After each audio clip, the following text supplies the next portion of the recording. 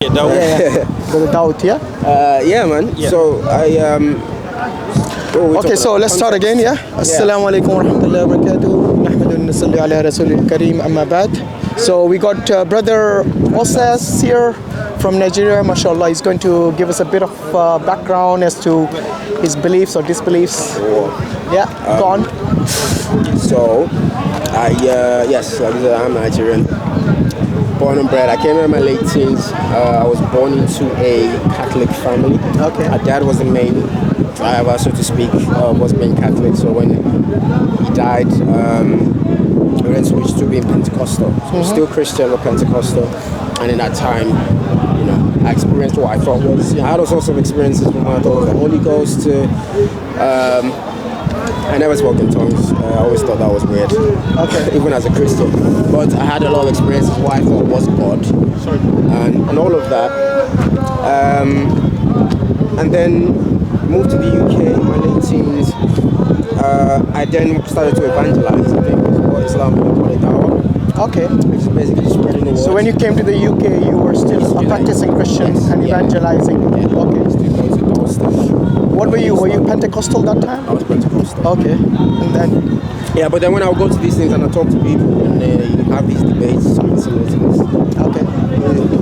Bring like claims and stuff that I didn't really understand. I mean, I'd heard about it, but then I had, asked like pastors, go back to my background, that's all I can relate to. But then when I would ask my religious leaders, they were not they give you answers they're not sure of, or it's just so obvious they don't know what they're talking about. So like what sort of questions did you ask that you didn't get a response to? Things that are demonstrably false, like by claims that are made, everything from the historicity, things that don't add up to just things that conflict with our reality to the scientific aspect of things, not just scientific, but history. Many things that affected my thought process, and I started to become less convinced. But just I want to stress that I wasn't under, it was my active search to understand God more that actually led me out of religion. You mean you were exploring to basically for the truth. You were looking for the truth. Yeah, so I did. Okay. I had a moment where I thought I'm starting to realize things don't align with what I knew before. I can either turn back now or stick to faith, or I can stick to truth. And I wanted truth, regardless of whether I was comfortable with it at the time or not, but I wanted to be sure that anything I subscribed to was from my own volition. I was grounded in what I thought to be true. Okay. And that was it. I just went on this journey and I'd look up different sources of evidence and all that and see where it leads me. And so how long? In atheism, basically. Atheism, okay. So are you an atheist or agnostic? Because I was under the impression you're still on the fence. I'm not heavily hung on the fence with labels, because I think they're problematic. Let me explain why. The atheist and the agnostic label makes it hard to have a conversation many times, because a lot of these things are still personal experiences. Even though I'm non-religious, what led me here was a personal experience. Everyone has their own subjective experiences. Yeah. But the thing is, atheists completely deny the entire existence of God, whereas the agnostic, they say that until they find proof, they will remain what they are, like agnostic about God. So I usually go for the agnostic atheist label, because when I then started to learn about it, I then understood that apparently there are two schools of thought. Yeah. So when this whole atheism thing started, and the base of the movement, contemporary as far as I know anyway, was in America. America is very Christian fundamentalist, and they did persecute the atheists there at the time. As we had this hard kick against, you have these declarations where people would just go out and say there is no God. But from my understanding of the definition, atheism and agnosticism speak to two different things. Theism addresses... I mean, there's a fine line between the two. There is, I agree. Yeah. No, that's a good point, because I think knowledge is a sort of redundant word, because our belief is informed by different factors, and the higher the evidence or whatever, the higher the level of belief. Right? And the point I'm trying to make is it's more of like a spectrum when it comes to belief, and different things affect that. That's sort of like a picture of volume. Right? The more evidence, the higher the level of belief. Right. So I think that's a better way to describe it. And how long has it been since you lost your faith in God? I can't think of a definite Like roughly. Obviously, I don't want to give me the exact day and date.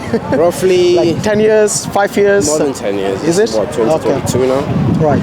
So no, 10 years, roughly 10 years. Yeah. So let me ask you, like, what criteria do you use to seek this truth that you're looking for? Because evidence can be in several different forms. So what criteria is there? A criteria that you base your judgment on? Just skepticism.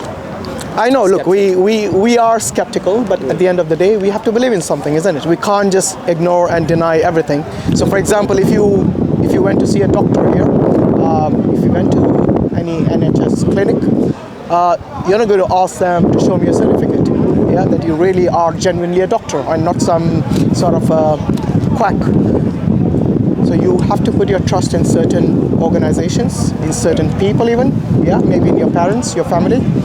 You have to. You can't live your life, let's put it this way, if you're going to be skeptical or hyper-skeptical about each and everything in your life. So that's why I'm saying there are certain things. So, for example, when I look for truth, there are 3 avenues generally which people normally take.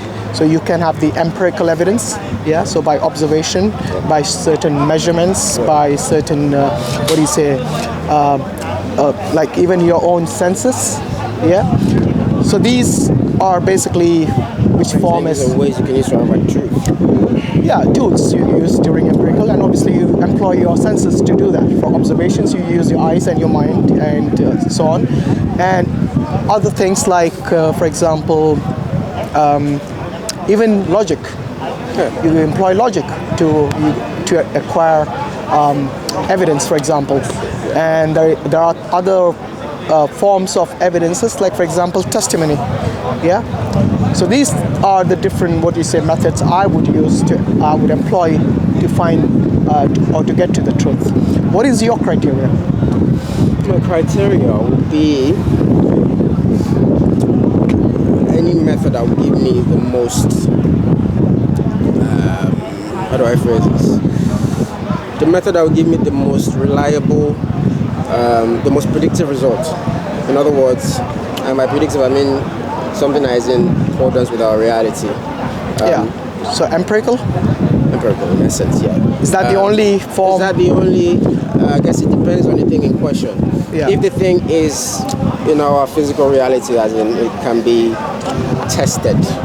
Which is again empirical. Exactly. Okay. If that is the case, then yes, that would be the obvious tool. So that is one of the efficacy. That is one method or process which you could rely on to get your evidence. But there are others, like I told you, the other 2 are logic and testimony. I don't know if you can get truth that would empirical truth. I know you're right. It depends on the kind of, isn't it? It depends on the topic at hand, for instance. So obviously, depends. Like, for example, you wouldn't go with just some subjective, anecdotal information that you get from someone's personal experience, because we can neither accept or deny that, because that's their personal experience, which we don't have, insight of. So it's basically just their experience. So somebody tells me a story that X, Y, Z happened to me when I was a child, and that's how I have experienced. You mentioned the Holy Ghost earlier, so I have the experience of the Holy Ghost, and that's the reason I'm become a Christian, for example. But we can't really objectively prove that, can we? That is their subjective experience. I think they are subjective experiences. So we can't use that as evidence for our real world. Exactly. That's the point I was going to. Sorry. So chivalry is a big code. It is called. Stress that to nod you on that point more. To ask if you believe in an objective reality. Of course we do. We have to. But you see, if you're going to start believing in just science, which today, unfortunately, many people actually fall for this scientism, that unless science proves this, I won't believe. But you see, science itself is not something that is written on stone. So today they can say one thing, and tomorrow they can completely change their theory or their postulations to as they find more evidence, discover things. So if I were to ask you that where did this universe come from? So using your method or your approach, your criteria of establishing the truth. So how would you answer that question of the origin of the universe, for example? So in scientism, it's funny, I only hear that in religious circles when we talk about scientism and only believing in things when science is good, basically.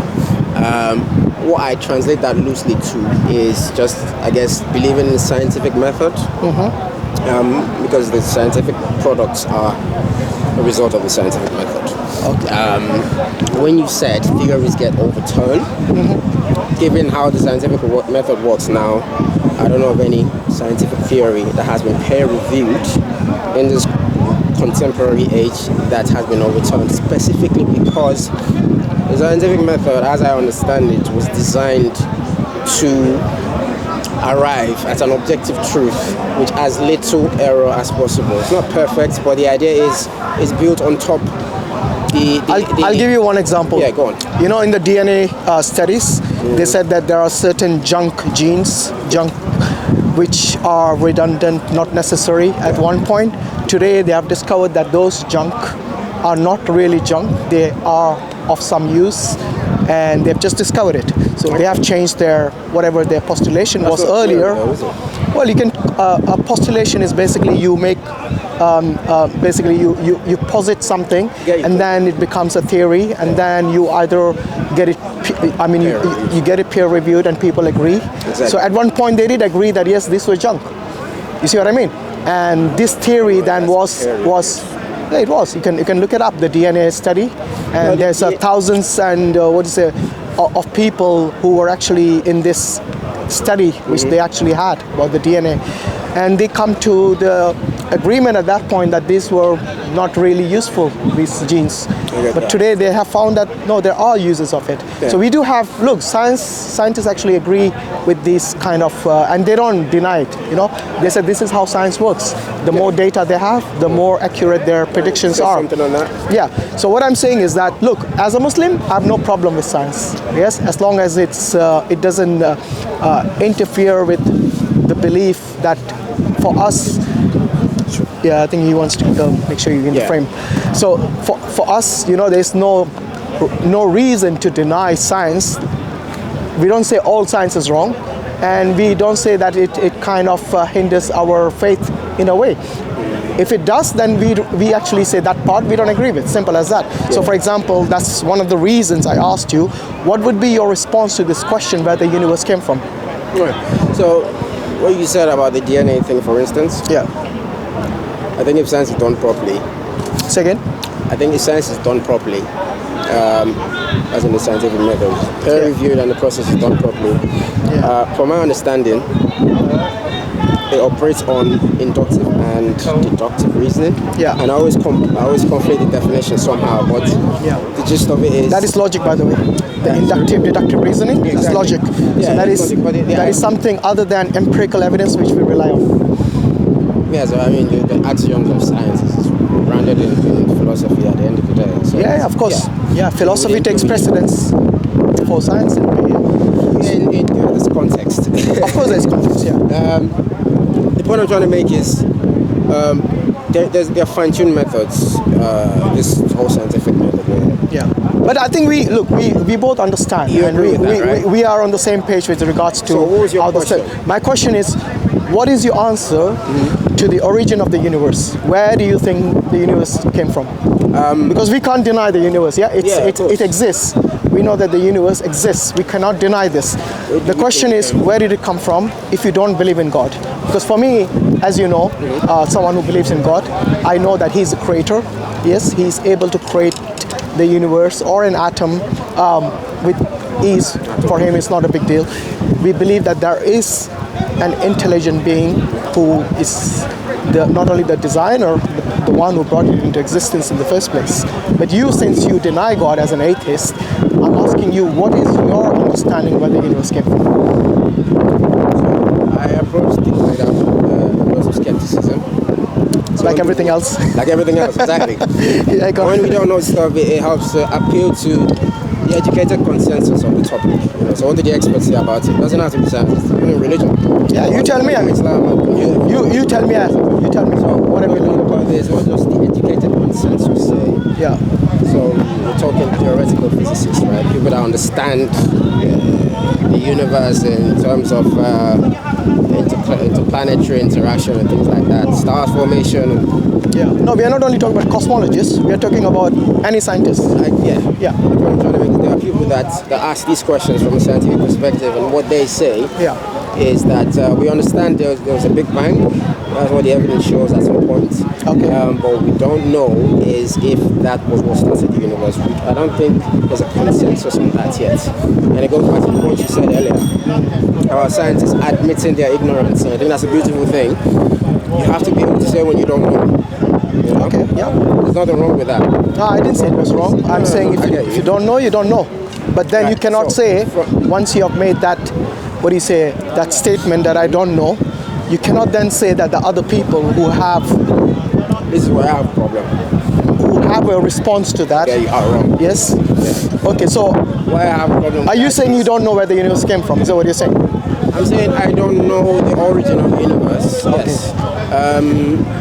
But in saying I don't know, I wouldn't therefore then jump and go there for God, which is why I feel... That's fine, that's fine. If you don't want to... Right. Yeah, if you don't want to say that God is the one who brought this into existence, let me simplify this further to see if we understand. Look, do you believe that the universe, which does exist...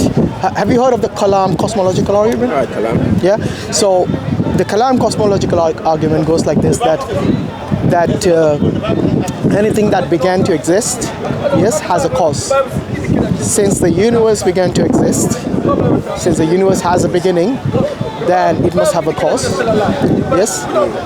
And we know that something like the universe, which is a reality for us, yes, it didn't just come into existence from nothing, yes? Because nothing in reality doesn't even exist. It's a concept. Do you agree? Yeah. So what is the alternative? If it didn't come from nothing, what is it that caused it? Have you heard the rebuttals to the Quran? Second? Have you heard the rebuttals, the kickbacks to the Quran? Yeah, which is your best rebuttal? Go on, give it. Just the idea, the problem with the first premise. What is the first premise? That the universe has that beginning. Okay. It goes to the point I made earlier, where if you look at the educated consensus, like you should in every situation. Yes. The smart guys on the topic say the universe doesn't need to invoke and from the calculations they don't need an external party to spark to start. That from all they know so far, there are working models that have it so the universe has all the ingredients contained within it to handle what it needs to do. I'm talking about, if you need a reference, I'm talking about Sean Carroll. Yeah. He's an astrophysicist, theoretical physicist. Could be wrong, but it's definitely. What did she say? Sean's a guy. Oh, he's a guy? He basically said the models of the origin of the universe that don't need to evoke, or they don't need to involve an external source like a god or something to start that spark. Point being... Yeah, but I didn't tell you to bring in God. I said, what is it that caused it? That's all. Whether you want to call it God, you want to call it intelligent designer, it's right now, that is not really the main, what do you say, crux of the matter. The matter is, look, do you believe that the universe has a cause? No, came or began to exist at some point? I don't know. Because if you subscribe to the Big Bang, which you alluded to earlier, I think that is the most accepted model of the origin of the universe, and that says that the universe is nearly 14 billion years old, 13.8, something like that. As far as expansion is concerned. So again? So that's the time the expansion of the universe as we know it started. We don't know what predates that. Even the idea, the concept of time. No, expansion did not begin 13.4 billion years ago. It is when they say the Big Bang actually took place. Yeah, is it? Yeah. When did the Big Bang take place? That's what they're saying, 13.8 billion years ago. That is the expansion. The Big Bang is the expansion. It wasn't... Well, that expansion is a process, part of that. Oh, it's still ongoing, yeah. But I'm saying when it started... That's what I meant. Yes. So that's the, let's say the singularity, whatever you want to call it. Let's go with that. Or the Planck time, which is just before the Big Bang happened. Right. Yes. This is what I'm talking about. There was a point of origin and a time of origin.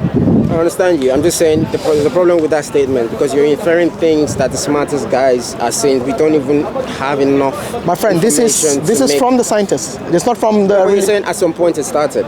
That's not me saying it. That's them saying it. I don't know if that's could be wrong, but I don't know Look, if any. If you look at the Big Bang model. Yeah. This theory that they talk about, these are what I said. This is majority of the scientists actually subscribe to this model right now. Okay. There are a few minorities who talk about cyclic universes, about. I get the Big Bang. Okay, maybe I think I understand you now. Yeah. So what I'm saying is that they all kind of agree that there was a point in time. Yes, and this is where the space-time continuum comes from as well. That where this began. Began. I don't know about began.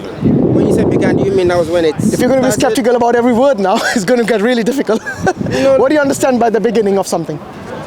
Beginning is coming into inception. That's what I'm trying to highlight. So how is that different to what because the Big Bang I'm implying here? The Big Bang began at some point, which means it came into existence at some point. Like for example, if you we are still discussing from where. So the cause we are still going to discuss. I'm saying I misunderstood you. Yeah, I'm saying it came into existence at some point, which is the second premise of the Kalam Cosmological Argument. So everything that begins to exist has a cause. Because the universe began to exist or came into existence at some point, then it must have a cause. Still a problem with the first premise. Everything that begins to exist has a cause. Yeah, so the cause and effect. That the universe began to exist. Well, unless you're saying the universe is eternal. We don't know that. No, but it can't be, according to the law of thermodynamics, entropy. Have you looked into it? All these laws only take effect when the Big Bang happens. But Exactly. Before then, singularity. Exactly. So are you saying the universe wasn't existing when it was a singularity? No, before the singularity, there was no universe. That's what the Big Bang theory actually postulates. As a singularity, though. Yeah, even the concept of a singularity. Okay, what is a singularity? A single point, right? No. What is a singularity according to you? From my understanding, I could be wrong. I'm not a professional. Well, neither am I. YouTube physics nerd. My understanding of singularity is a point in space. A point in space. So are you saying space existed at some point, or it always existed? Which one is it? Space existed at some point. The idea, and my education on this is a bit finicky, but I do understand is that all that we are now, that we know now, sat within that singularity. I don't want to. No, we are in the universe. We are not in a singularity now. We are in the universe. But so when space. That singularity then started. But So before then, we don't know if that singularity is. But if you don't know what is a singularity, there's no point talking about it. Yes, but don't make inferences about it and say it has a cause, because we don't know that. No, hold on. You cannot say the singularity always existed without even knowing what the singularity is. You can't say it didn't. I can't say it did. I can, because the thing is, the people who actually posited the Big Bang theory, yes, they are the ones who are saying that it began at a particular time. That's the reason they can actually date it to 13.8 billion years ago. I get you. But the difference, maybe I'm misunderstanding you, but the difference from my understanding is that dating is actually when the expansion started. Yeah, but that's what happened after the singularity. The expansion did happen. So before then. So if you're talking about the inflation, is that what you're talking about? The inflation? Yeah, but all those things kicked off at the point after the Big Bang, when the Big Bang started. But before then. Okay, let me rephrase the question. Yeah. Was there time and space before the singularity? Was there time and space? Not that we know of. Okay, good. So time and space started at that point. Yes. Good. So we know that inception is at that point. After that, the inflation, the microwave, and radiations and gravity and everything else came into existence. Yes. Before that, it wasn't. That is what I'm saying. So space-time didn't exist before that point. After that point, yes, it did exist, and it expanded, and it's still expanding, as you know. Yeah. Okay. So we know that there was this, effect, for which we have to understand what was the cause. The cause cannot be nothing. So what is the alternative if it's not nothing? I agree that there might have been something that would have triggered it to go from singularity to expansion. Bingo. Yeah? Yes. I'm ready to grant that. Yes. You know? And that is a question. Okay. It cannot, look, in the Quran, Allah says that about humans, that we did not come from nothing, neither are we creators of ourselves. Yeah. Yes. Similarly, we could postulate the same thing with regards to the universe. So the universe couldn't have created itself, and the universe cannot, like, we have already seen that it came into existence at some point. So there must be something other than the universe which caused it. You see what I mean? I get all that. And I'm willing to grant that there might have been like a... So it didn't come from nothing. It did not cause itself. The question is, where did it come from? Right. And this is why we still have the same issue. No, we don't. Because look, we move from the universe has a beginning. I didn't agree with the beginning. Well, when you say universe, well, you tell me what is the other option. Go on. I said what we understand, the current understanding, and I could be wrong, is that things expanding from the singularity. We don't know that singularity is eternal and it's existing. We have already explored that. The singularity, before that there was no space and time. Yeah. After that there is space and time. You keep saying the universe had a beginning. Yes, that is. I have an issue with that statement because but that is the idea of the singularity. The singularity is the beginning. Before that there was no space and time. You know, when you say beginning, it's about time. Do you know that? It is. The beginning is about time. Yeah, so a change in time should happen for something to basically within that. Yeah, for you to say that space and time began at that point, then you must somehow have to come to a conclusion that before that there was no space and time. I understand that. But so if there was no time before that, then it can only origin from that point onwards. Yes. You see what I mean? Oh, the topic at hand. We're talking physics here, where things get murky. Well, I'm talking about physics as well. Space and time is pretty much physics, if you ask me. Without space and time, the scientists cannot even perform their, what do you say? Their calculations and all that. Yeah, their calculations or the experiments or the observations or any of that. The only difference between what you're saying and I'm saying is that to claim that or to say that the universe has a beginning might suggest to the average person that singularity is not eternal.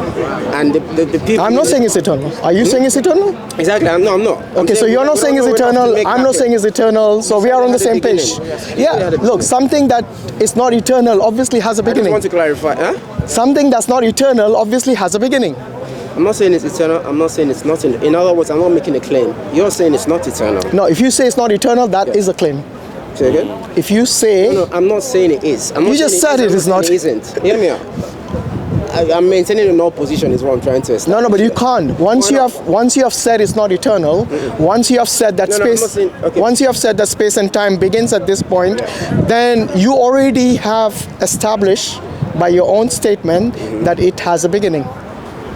If we're talking about that beginning being the expansion, but the singularity itself, if that has always existed or hasn't, we don't have enough information to make statements about that. Okay, so tell me what is a singularity then? Because you're doing, you're saying I'm going to remain agnostic on this, but then you're saying this is wrong, that is wrong. You see what I mean? I say it's wrong. Yeah, I remain agnostic. Once you are saying I don't know, then you cannot say somebody is wrong unless you know for a certain that what I'm saying is wrong.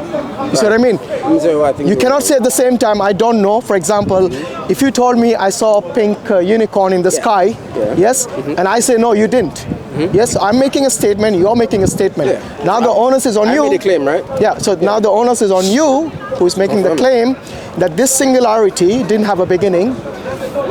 Okay, the onus is on you to posit any evidence. So using your criteria which you gave earlier, empirical evidence, do you have any that the singularity is eternal?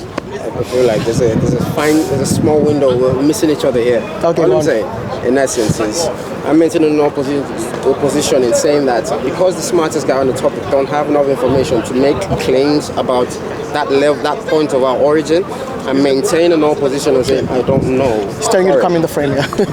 I maintain an opposition and saying I don't know. You know Stephen Hawkins? Hear me out. I know Stephen Hawkins. Yeah, so Stephen Hawkins wrote a book on this. Yeah. Yes? Yeah, I just want to explain my stance. And he himself posited that time began that time, at that point. So this doesn't go away from what I said. Well, it does, because if time and space began at some point... Big Bang. No. He didn't say, no, he didn't say, he talked about Planck time as well, which was before the Big Bang. Right. Okay? So let's bear that in mind. Okay. So once again, does the singularity have a beginning or not? I don't know. Okay, so maintain that position. Okay? Another point. If it didn't have I can grant that it did. make up your mind, bro. You need to, because you can't just keep dancing around this point. No, let's go with that. No, let's go. Let's go. I want. For the sake of conversation. No, not for the sake of conversation. In order to establish the truth, you can't start speculating. This is why I'm going with I don't know, because exactly. So stick to I don't know. Based on. I don't want you to say for the sake of argument, let's proceed. But then there wouldn't be any point in discussing if you're going to just speculate things. But you know, brother, yeah? No. I'm saying, as a Muslim, yes, I don't base it just on science. Yeah. I base it on, by the way, the KCA, the Kalam Cosmological Argument, is a philosophical standpoint.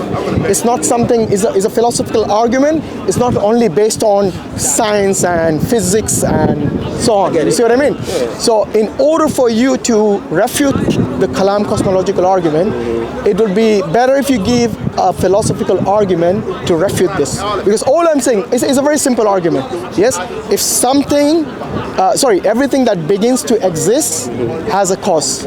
Because the universe began to exist, hence it must have a cause. That's all I'm saying. Can I respond? Yeah, please. So two things. The problem with that statement is we're trying to map a philosophical concept to a physical thing, because we're talking about the physical properties of our universe, right? You're just making things up. Say again? You're just making things up. Yeah. Which things? No, he's just making things up. I'm making things up. No, let him explain. Let me explain. Go on. So you're taking a philosophical argument and mapping it to a physical thing by saying, everything that begins to exist has a cause. We don't know enough about physical. What do you mean physical things? Are you saying philosophy cannot explain the reality? In every scenario. Exactly. No. Philosophy can easily explain the reality. For example, I'll give you an example. This is not science. Square triangle. Square triangle. Do you believe in them? Yeah, and I understand these are like paradoxes. I get that. But It's showing you that this is something which I can talk about, which is not even the reality. Yes, but even if it's reality, I can talk from a philosophical angle. There's nothing wrong in that. The problem is that is to try to map philosophical concepts to our reality. It doesn't always work, because there are things we observe in our physical reality that don't necessarily sit with our current understanding of logic. No. Hold on. Yeah. You made a claim here. You need to. You're saying philosophy cannot. You cannot map the reality by philosophy. Not in every scenario, no. But in this scenario, you can. Because cause and effect is something that we see everywhere, in everything. Okay? When you boil water, you see cause and effect there. Okay? When you do anything, I think almost everything. Yes, every action of yours which begins, you can have a cause and effect for that. Okay? Yeah. So that's the reason I'm saying this is very much in terms of the real world. Yes? And including the universe itself, you can use a philosophical argument. There's nothing wrong with that. I disagree. Why? Because you have things like we have physical phenomena we don't even fully understand. Okay, let's not talk about. You have black holes.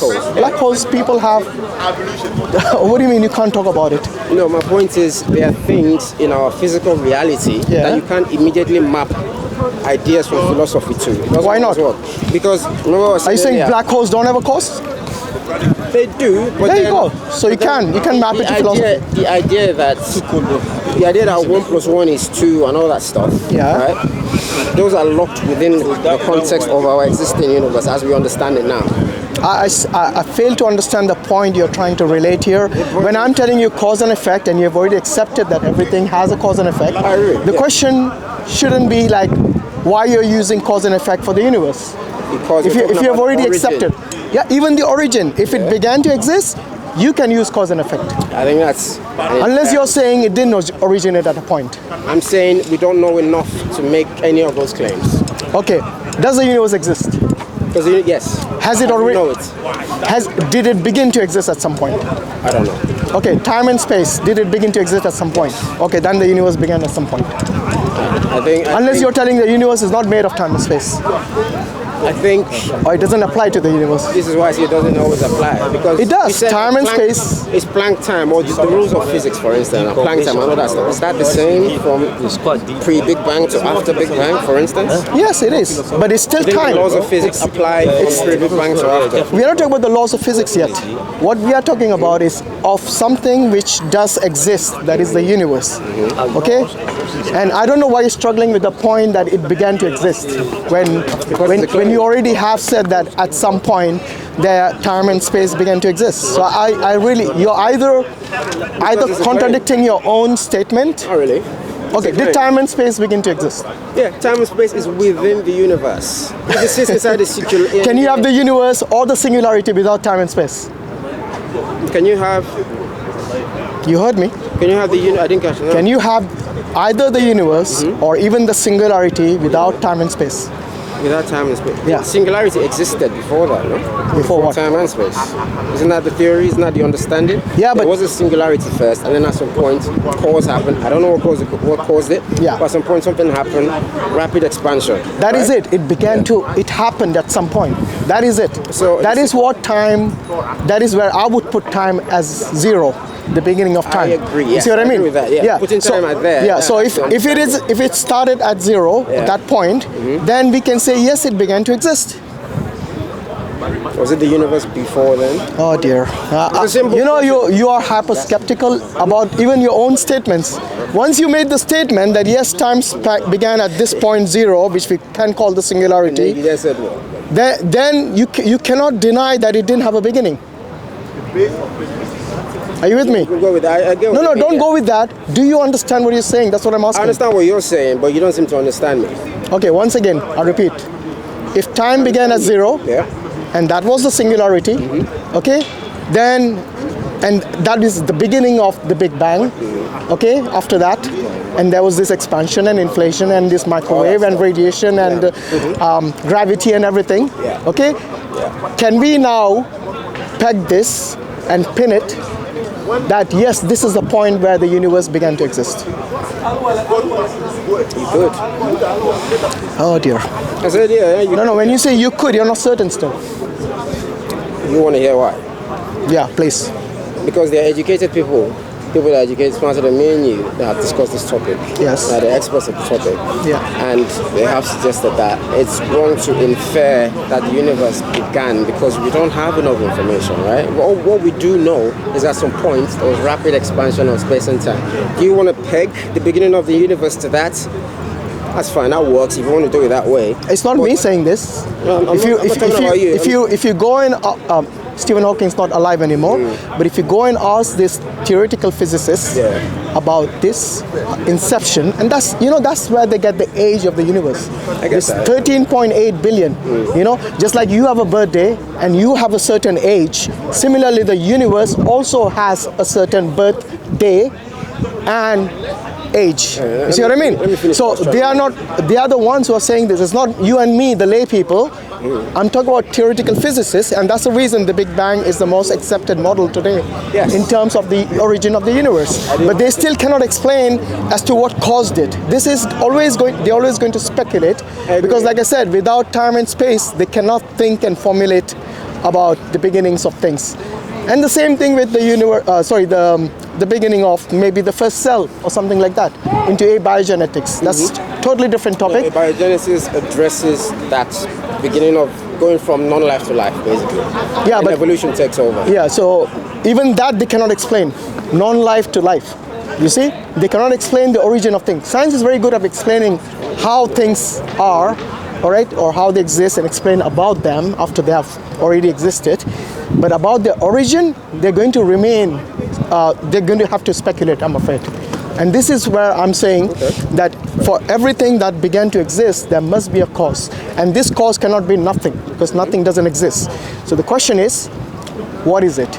To me, it is God. It is a being who is intelligent, has a will, is able to create, is able to bring into existence, okay, something like the universe. And this is, which I'm saying is something that we see throughout our existence. So if you look at your DNA code, it is something so sophisticated that if you look at, if you ask people who code and program languages, they'll say that this is sophisticated code. It cannot just exist by chance by itself. Okay, it is something we see design in. It's something that we see meaning. Okay, a reason. It's not just something which is random. So the question is, if the universe began to exist, then it must have a cause which is intelligent, which has a will, has the ability and the power to create, So, as an atheist, the reason you're being skeptical is because you want to avoid, for some reason, saying God. If that is going to be too heavy for you to say, then, I don't know, call it something else, like an intelligent designer or something. No, really. 1 second. I think, even if I grant that the universe had a cause, What is it then? you need to demonstrate. I said, even if we grant, right? No, you can't. It's not just, look, it's not me granting you, because that goes nowhere. It is what you come to the conclusion. Because if you're going to keep saying, like, I don't know for everything, then it's not really an answer, is it? I get that. Yeah. I think the I don't know position is the healthy one to hold, because I think we should always be informed by educated opinion, regardless of anything. It doesn't have to be religion. Take a vaccine, get educated opinion before you do it. Anything at all. And yeah, I hold the I don't know position because it's what smart people say about it. They're still working on it. I can live with that. Still working on what? On finding out what the cause of the Big Bang was? Everything about it. Really? Okay, let me ask you this. Can any of these educated people work without space and time as a factor? Without space and time as a factor? So can they see beyond space and time? The point beyond this? I don't know. I'm not a professional, so I don't know what tools they have to achieve these things. What I do know is it's not a wise thing to make bold statements about sort of like frontiers we haven't conquered yet. Judging how... Can you ever conquer something which is beyond space and time? I don't know. Why? Because that's a bold statement. Do you know the future? Sorry, it was a question, it wasn't a statement. I asked you a question. Can you conquer something beyond space and time? It's a question, it's not a statement. So something beyond space and time, say like a time machine, for instance. Yeah, which requires time, at least. That's true. Time machine, it's relative, isn't it? So what is your question then? Can you create something that sits outside space and time? Yeah, can you think of anything beyond space and time from your perspective? From my perspective? Yeah. No? Okay, so then the question is, do you think the scientists will ever see beyond space and time? I don't know if they'll come up with the tools. Tools to work beyond space and time. You need space and time for any tool. Well, I mean, we know that time is relative, for instance. I feel like we don't know enough about the universe to make some of these claims, right? If we take what was that experiment they did where you took like 2 stopwatches, they put one on a plane and they flew around and brought them back together? Yeah, that's just relativity. It's not what you say. It's something that we know already. But what I'm saying is that even that requires space and time. That's why I asked you, give me something that you can think of beyond space and time. Because personally, I don't think science will ever be able to go beyond that. Because for them, for them, that is the most basic thing to work on from. So if they don't have that, then they can't work. I get all that. Yeah. And I get that we are operating from a place of ignorance. Yeah. Okay, let me... Yeah, go ahead. Say again, sorry? So I get that we are operating from a place of ignorance. No, I am not. Well. Okay? As a theist, I don't believe that for us, the only reality is the material world. Right. Okay? Do you believe that is the only reality? I don't have a reason to believe otherwise. Okay, let me ask you this. Do you believe that you have consciousness? Yeah. Okay, do you have any empirical evidence for that? For consciousness, no. So how do you believe it? Well, we understand consciousness to be an emergent property of having a brain. Yeah, but that's not the empirical evidence. Yeah, the brain is not the empirical evidence of your consciousness. So brain itself is just material, isn't it? It is material, yes. Okay, but your consciousness is not material. Do you agree with that, by the way? Then how would you define consciousness? I think we can start from there. Okay. If you define consciousness as being able to be self-aware, yeah. What makes an organism self-aware? That is exactly my question, my friend. Right. If you ask me, yes. I would say, given what we know about how the world works, what makes a person self-aware sits in their head. Right? Damage something in there, you might make them lose that ability. As far as I'm concerned, consciousness is an emergent property of having a brain. Every evidence that we have points towards that idea. So what you have just told me in layman's terms is the seat of consciousness is within your brain. I have no issues with that. As far as we know, yeah. Yeah, but that still doesn't prove that your consciousness is something you establish. So we have established where it is, but you haven't established what it is. We haven't established, I agree. Okay, I don't and that was my agree. question. Right. What is the empirical evidence for your consciousness which you cannot deny and which you believe with certainty? Which every scientist believes with certainty. I'm going to go to that extent. Yes. But the idea of this is why I asked you, what do you mean by consciousness? The idea You of already answered that question. Exactly. Yeah. Those ideas can be distilled to properties that we can apply the scientific method to. Go on. Give me empirical evidence of that, of your consciousness. I'm waiting. No. That's not what I'm saying. Well, that's what I'm seeking because that's your criteria. Yeah, so well, give me your and example. I said, As someone who believes in science, yes, but you are believing by faith so far. That's what I see. Faith. Yes. You have faith that you have consciousness because you haven't given me any evidence. I think everybody has faith that they have consciousness. Is this Alhamdulillah. a problem? No, but that's exactly what I'm telling you. That you do not believe just in a material world. You believe in something which is metaphysical, which is your consciousness. Okay, is your consciousness physical? It's an emergent property of a physical. Yeah, I heard you, but that's not what consciousness is. You're telling me where the seed of consciousness is. Yes, but it's in a physical place. Okay. If in a computer, you turn on the computer and you see a 3D model. Yeah, but that 3D model. But in a physical place? once again, you're telling me of a computer, Right. but the software is not the computer, is it? That's a hardware. The computer is a hardware. Yeah. What is the software? What is the software? Yeah, it's not a physical thing. But Yeah. it sits somewhere. That's my point. But I don't deny that. Did I deny that your consciousness, the seed of your consciousness is your brain? Did I deny that? I didn't. So we already agreed that.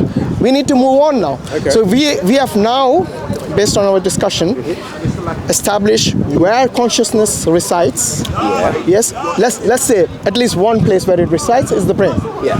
Yes. Now the key question which you have to respond to is whether this consciousness which resides in the brain is a consciousness. So in the analogy of the computer and software, I would say the consciousness would be your software. Yes. And the brain would be the hardware. Brain would be there. Yeah. In order for the software to function, you need a brain, at least in this scenario. So without complicating things. Yeah. So now the question is, this software, which is your consciousness, do you have empirical evidence for it? Don't tell me where it is. We have already established that. I want to know if you have empirical evidence. Can you observe it in a lab? Can you measure it? Can you, I don't know, have some experiment to prove that yes, this is consciousness? No. I can explain why.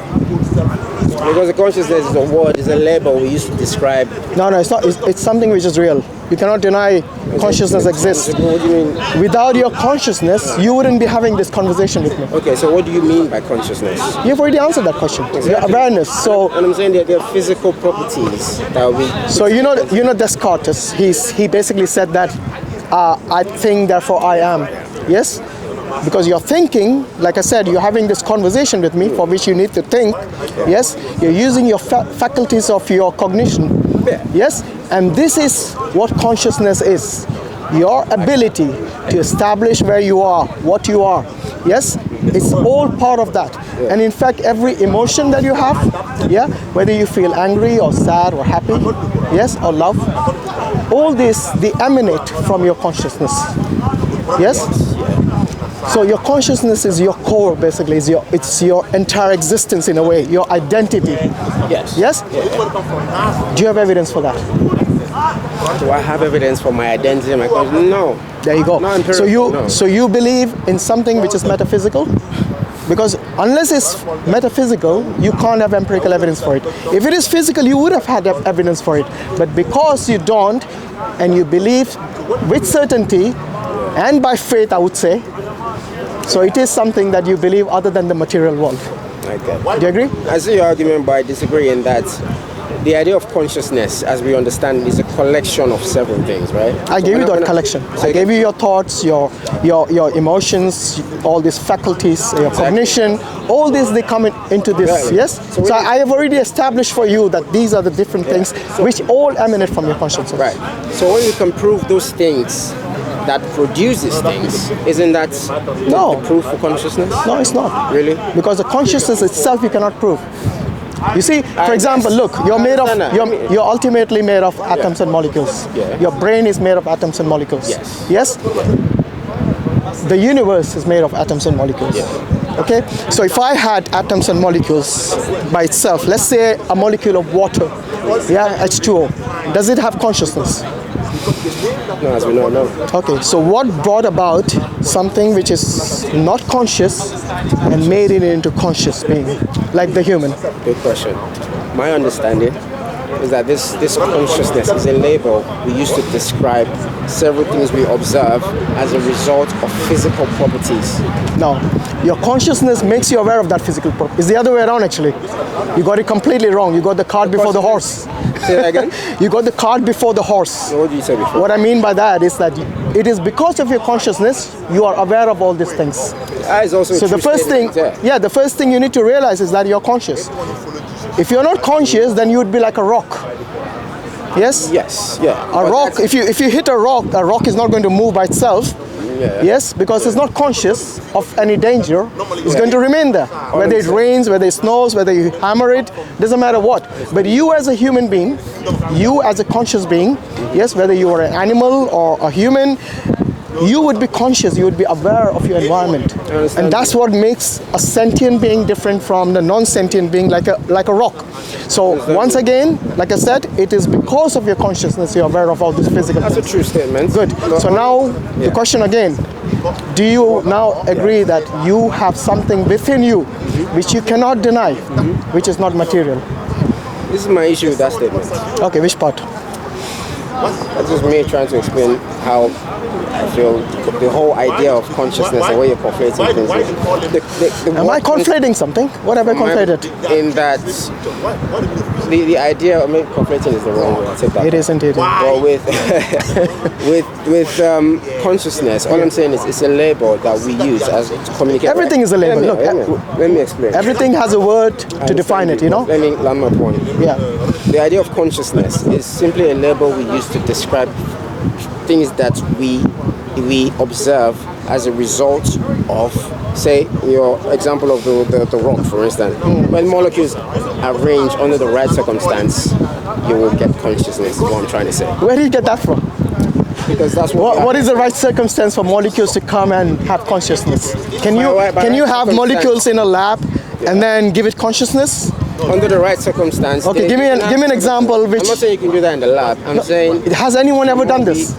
I'm saying from. Or are you just speculating? I'm not speculating. This is. Do you agree you're made up of molecules? No. What you just said is that if the point I'm trying to make. you're saying given the right conditions, then it will have consciousness. To me, the only thing which has consciousness or sentient beings is or life rather. You cannot just have life just because there are a bunch of molecules. Because the rock is also a bunch of molecules. Okay? You are also a bunch of molecules. But then there is something more in you, which I say is not material. What I'm saying is, under the right circumstance, the question should be, what is the right circumstance? That I don't know. What I do know is, our current understanding... If you don't know, then don't make statements right circumstance. Because if you don't even know the right circumstance, then you cannot say right I'm circumstance. making that statement because of our current understanding of things. So it's not a claim that isn't backed up.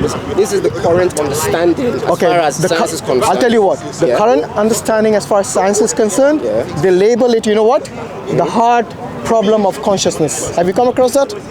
I imagine you're talking about solipsism. Is it tied to solipsism? No, I'm talking about this consciousness which we have been talking all this time. Is it tied to the Descartes' idea of I think therefore I am type of thing? That is what consciousness is. Right, yeah. So it's the problem with solipsism. Well, you can't really tell if you really exist. I might be wrong here, so correct me. If you're talking about the idea that you can't tell if you exist or you're in like a vat in a oh my God! Don't tell me you're going to question your reality.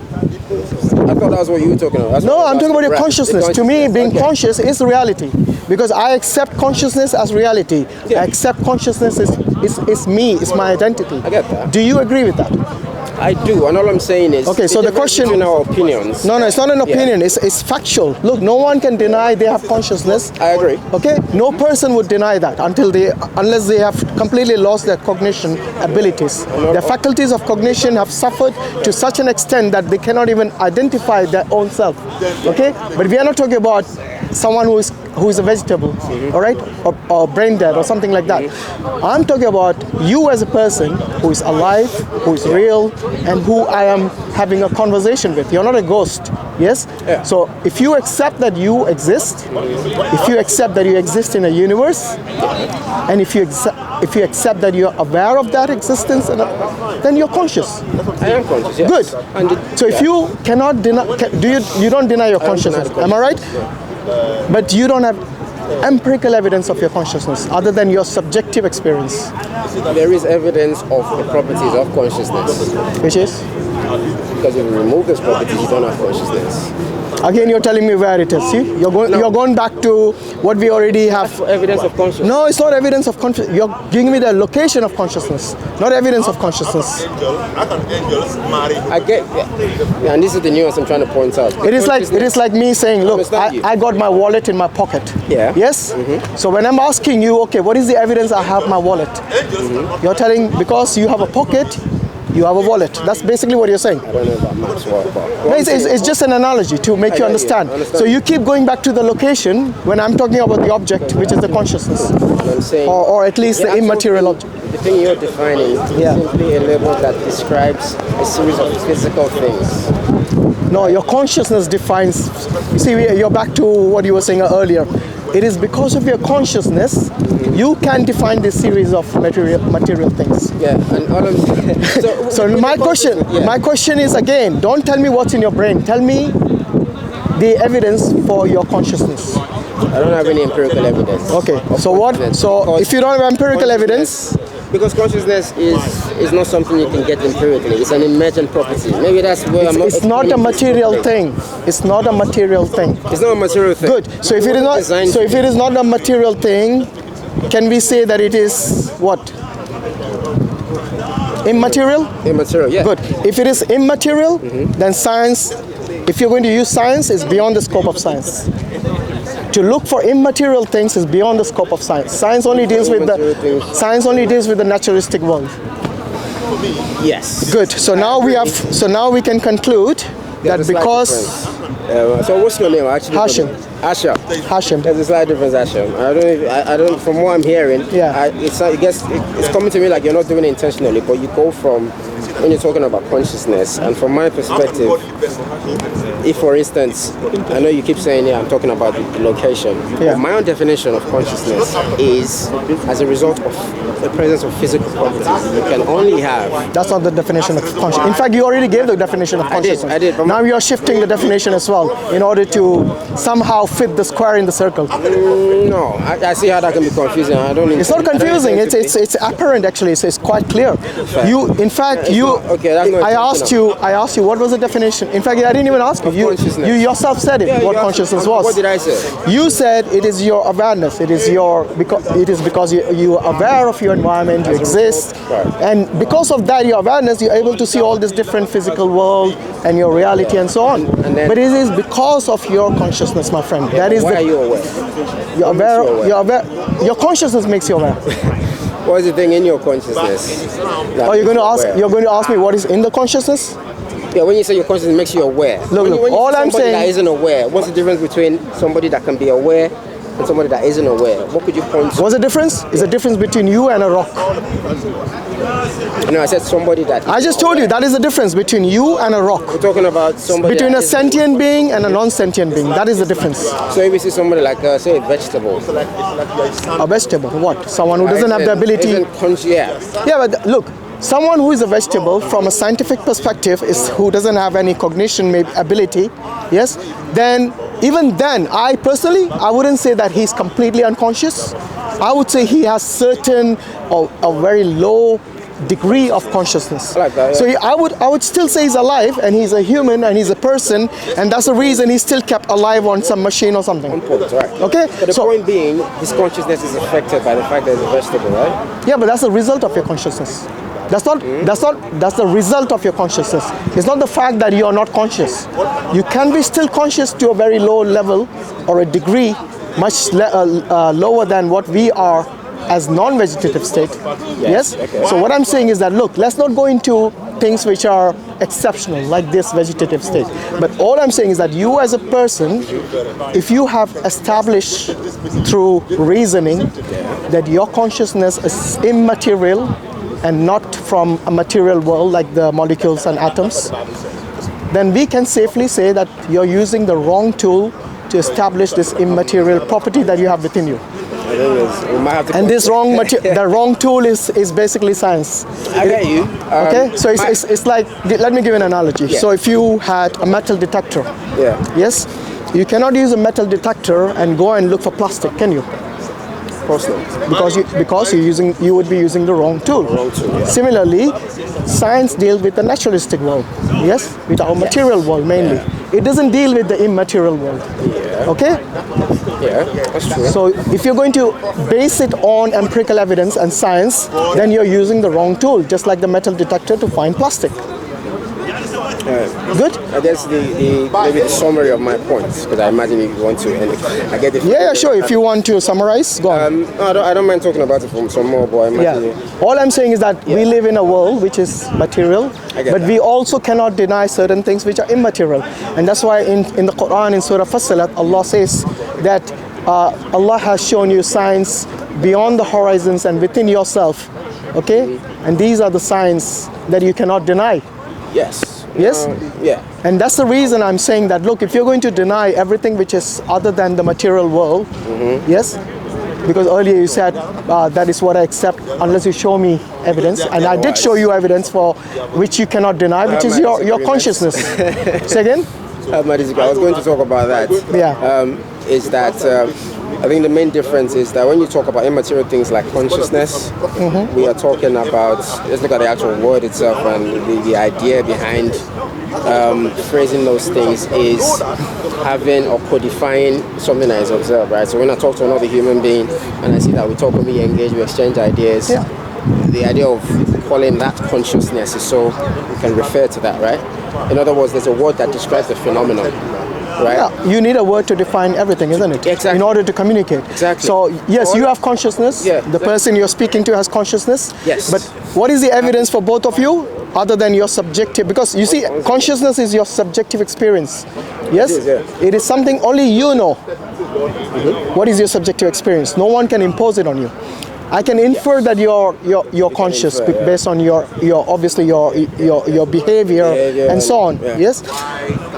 But this is subjective, and science doesn't deal in subjective experiences as evidence. Science deals with empirical evidence but they cannot deny, in this one example of consciousness, they cannot deny. They will have to accept this immaterial and subjective experience that they have. Yeah, I didn't finish my point. What I was trying to make was, with regards to the idea that we're labeling certain things, like you said, they're making inferences from observation, right? You see, you're talking to a person, you're getting feedback, you see they're moving, subjective. engaging with you, subjective. Yeah. But the point being, there are physical things that you see that you group together and call consciousness. No, right? that's not what you call conscious. That's what I'm saying. No, this is your experience. This is your experience from consciousness. Yeah, but that how does itself, somebody assume they observe you and make inferences that you're conscious, which is just what I said. Exactly. Yes. Now, those things are, all I'm trying to say, the base of my argument is those things that we call consciousness are grounded in the physical, in our physical reality, right? The consciousness is simply a term to describe the collection of these nuances of interactions and things like that we look at, oh, he's conscious because we know his eyes are blinking, he talks, he can engage, he has ideas and all that stuff, so we know he's alive, right? But what I'm saying is if you distill that, you can distill that to physical properties in the brain. That to the point where you see a person in a vegetative state and they're not functioning properly, you say, oh, that's because something's off there. What I'm trying to make, in essence, is that consciousness, those properties that we collect together to form what we understand as consciousness, can be physically mapped to activities in the brain. To the point where if we damage somebody's brain, we know they will not be conscious. Which is the location. Yeah, hear me out. Yeah. The immaterial nature of consciousness is because it's a label we use to describe a series of things we can distill to physical properties. Can you deny consciousness? Can you deny consciousness? Yes. Like, so this person is not conscious? No, can you deny your consciousness? Can I deny my consciousness? Yes. No. Is your consciousness material? Is it material? No. Good. So you're agreeing with me then? What is it? That? All that what you just told me, it is basically you're saying, look, okay, this person is conscious and the rock is not conscious. That's all you told me. No. In short, isn't it? I said in essence. Oh, yeah. In short, that's what you told me. Yeah. So we've already covered that, my friend. What is that then? But what I'm saying it is what you're, look, all I'm saying is that there's a difference between sentient beings and non-sentient beings. Okay? Sentient beings being conscious, non-sentient beings like the rock not conscious. It's very simple. Okay? I'm not telling you to identify whether someone is conscious or not. That is something given. Okay? But what I'm saying is that once you have established that consciousness is not material, yet you cannot deny it, there is no empirical evidence for it, yet you cannot deny it, then I'm saying you're believing in something which you don't require science for. You're believing it on faith. I think I understand. You're believing it by faith. Just like the way I believe in God, you're believing by faith that you have consciousness. That is the crux of the matter. Not really, no. Okay. Why is it not by faith? Because we make inferences from what we observe. This is me making It's what you experience in this case. My own experience. Yeah, that's what I'm saying. I've already said your subjective experience, but that's not scientific proof. Your anecdotal experiences is not something that science will approve as being evidence. But what I'm saying is, in this case, your firm belief and your firm faith is what makes you establish that you have consciousness. I agree. Okay? And that's all I'm saying. Look, we don't live in a world which is just made of matter and material. We also have certain things which are immaterial. Okay? And this is something we cannot deny by our own intuition based on our consciousness. Yes. And this is all I'm saying. One distinction. Yeah, go on. When you talk about immaterial and I talk about immaterial, immaterial as I understand it from a theological perspective is different from... I didn't say theological perspective. I never said theological perspective. You did just now. You brought it up. Okay. So I'll take that back then. Yeah, from a philosophical perspective, from your own experience, from your own understanding. In fact, like I said, go and look up this hard problem of consciousness, because this is one thing that the scientists will never disagree with, yet they don't have empirical evidence for. I get that. I'll research that more. I'm getting a hint of solipsism there. I might be wrong, but I'll look that up more. What I wanted to say was, with regards to the immaterial world, so to speak, there are concepts in philosophy, for instance, that will come up with, and words and codification that people come up with to make it easier to communicate. These things don't have to exist physically. They just have to be things that we understand. No, I'm not talking about any other thing. No, let me explain what I'm Look, everything, you need to give it a definition, like everything that you are going to talk about, you have to have some definition for it. Like the way you give definition for your consciousness, it's not just some label, my friend.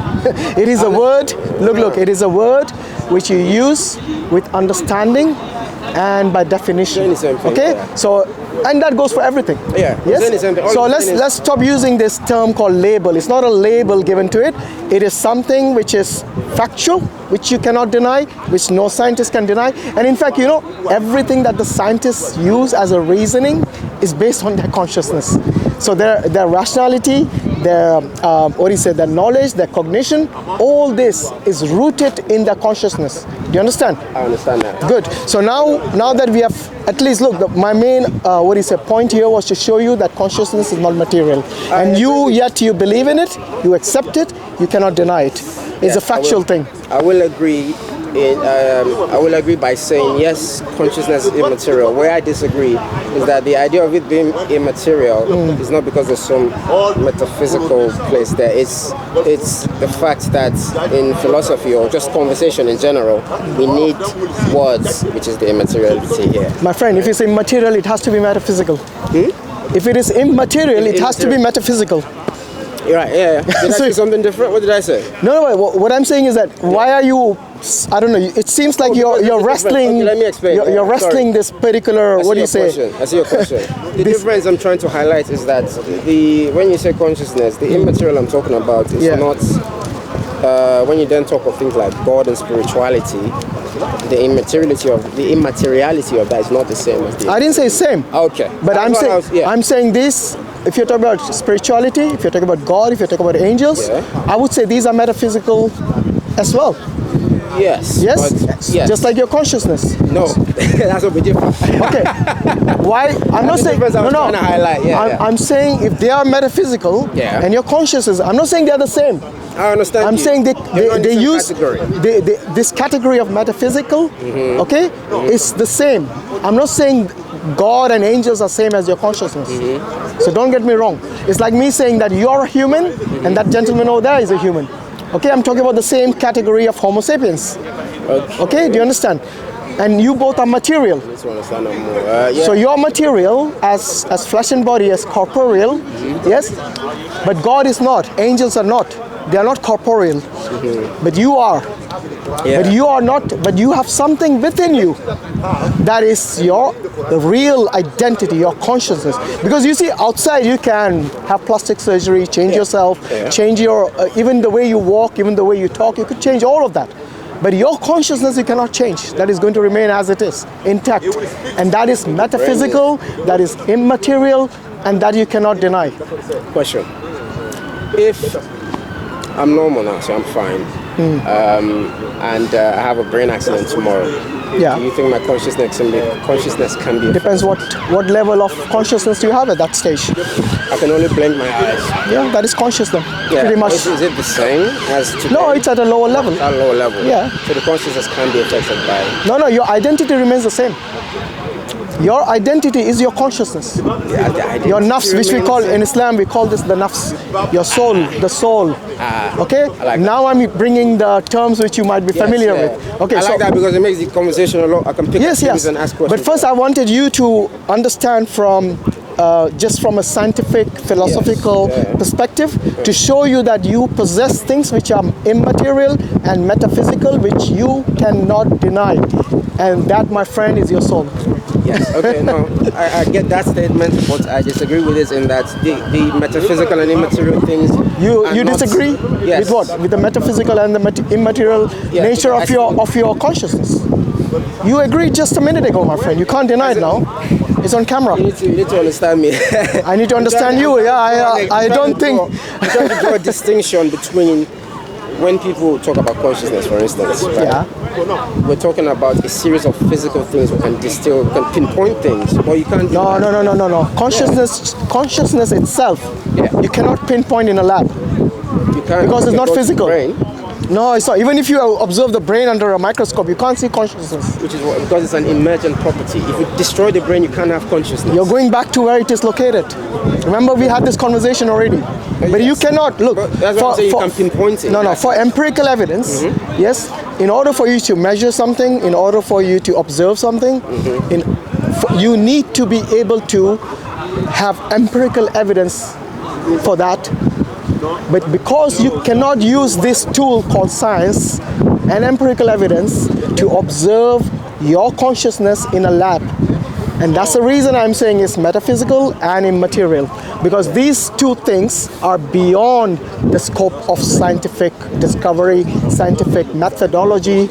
And that's the reason, my friend, we had to use logic here and philosophy to come to the conclusion that you have a soul and I have a soul. All right? Yeah, I enjoyed the conversation. All right, no problem, I bro. want to talk some more. Yeah, inshallah, we'll talk about Islam. I'll give you a Quran. Look into it properly because I know you didn't have a chance. I'll call the... Because this is something that Allah says in the Quran, like I said in Surah As-Salat, that He will show you science beyond the horizons. So we talk about the origin of the universe. We talked about how it could not come from nothing. It needs an intelligent agent, intelligent designer to bring it into existence, which we call God. That's the reason I didn't use the term God, because I know most atheists have this as like some sort of a block. It blocks their, their perception and judgment. And that's the reason I didn't use the term soul when I was discussing consciousness until the end. Because I wanted you to understand from your, your own, your own perspective and your own criteria that you use to come to understand and find the truth. You see? So you see, Islam, like I said, we don't have anything against science. Yes? Most of it, in fact, some of the earliest scientists like Ibn Haytham and Ansol, they were the ones who were credited with this scientific methodology. Yes? They were the pioneers of this. That's the beautiful thing about it. Yeah, that's a beautiful scientific thing. method in that it was designed to withstand race, creed, religion, and all that stuff, and it transcends time. Yeah, because the scientific method was to show you that, look, we have certain methods which we can establish to find things through empirical evidences, and then we can make conclusions and make experiments and so on. So this is pretty much within the realm of Islam from the very beginning, like major scientists in the Muslim world in the past. And what I'm saying is that when you talk about things which are immaterial, then you cannot use tools like science because they are basically handicapped. You see? I understand that statement. Yeah. My problem with the statement, just to summarize, was always the fact that the question of consciousness, for instance, from my perspective, from my worldview, is just a word that describes a series of things that are describes as a result. It describes that you are aware. That's all. Simple as what? that you are aware. That you are aware. But awareness is not just one thing, right? Remember what you said about lower consciousness. There's levels. Yeah, so you're aware at a very lower level. Exactly. That's all. But you're still aware. That's what I'm saying. Yeah. The point I'm trying the fact that you're blinking your eye during that brain damage of yours shows that you're aware. Yeah. And look, I'm not going to now reiterate everything we said in ours, but all I'm saying is that try to understand things from other perspective, not just from the scientific perspective. I'm not telling you not to employ science in your search for the truth, but once you realize that the truth can be found through other methods other than science, yes, either through theology, either through philosophy, either through your own cognition, your own understanding, then you have to accept it. You cannot deny it. You see what I mean? Just like you cannot deny your soul now after this conversation, hopefully.